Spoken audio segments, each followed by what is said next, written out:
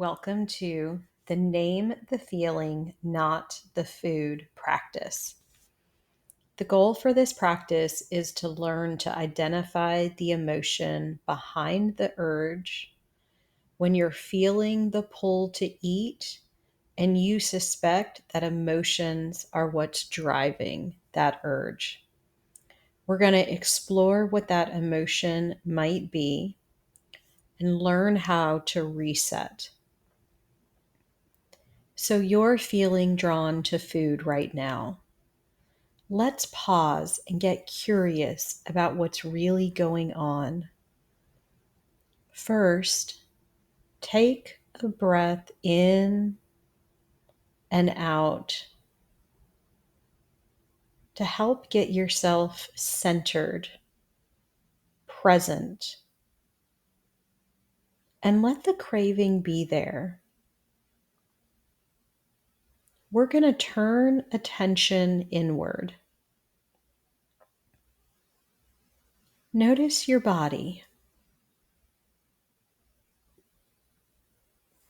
Is there any sign or signal in the body where you might be feeling tension or discomfort? Perhaps you notice that tension in your chest. This could be a signal of anxiety, sadness, or loneliness. Perhaps you notice in your shoulders or jaw. That's usually a sign of stress or frustration. Maybe there's a feeling in the pit of your stomach. Could be that you're feeling worried or nervous. Or maybe you're actually feeling hunger. Do you notice just a sensation of feeling tired or heavy all over? Perhaps that's the sign of overwhelm or maybe some sadness. So let's get more specific.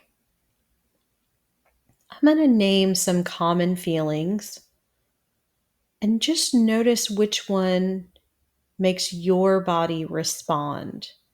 Perhaps just this little yes shows up, a feeling or recognition when you hear this emotion listed. Anxious, bored, angry, sad, lonely, frustrated, overwhelmed, tired, disappointed, excited, restless, numb.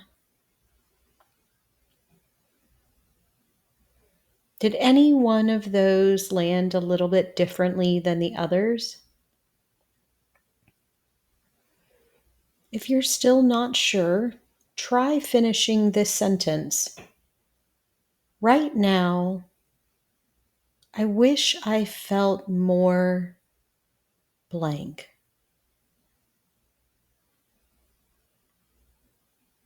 Perhaps you wish for calm, connected, energized, in control, or peaceful.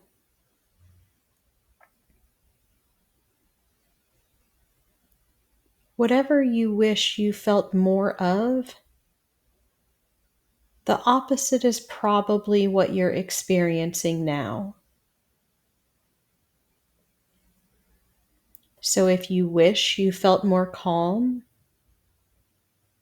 you're probably feeling anxious or stressed. If you wish you felt more connected, perhaps you're feeling lonely. If you wished for a little excitement, perhaps you're feeling bored. As you do this practice, you'll get better at recognizing the emotion. But now that you have a name for it, say it out loud. I'm feeling blank. All right. Even this shift is doing something powerful. You're moving from the urge, I want food, to noticing the feeling, I'm feeling blank. Now ask yourself, what does this emotion actually need?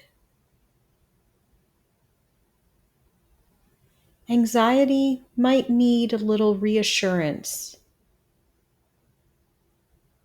Loneliness might need connection. Overwhelm might need a break or help prioritizing. Boredom might need a little fun or direction. Now take one more breath in and out and ask yourself, what do I actually need right now?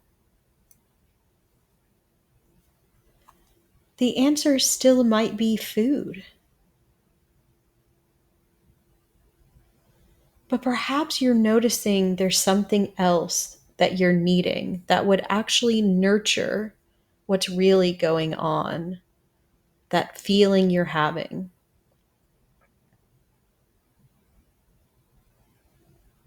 And if so, let's work to then nurture that emotion. Maybe you reach out to a friend, or you give yourself a 5-minute break.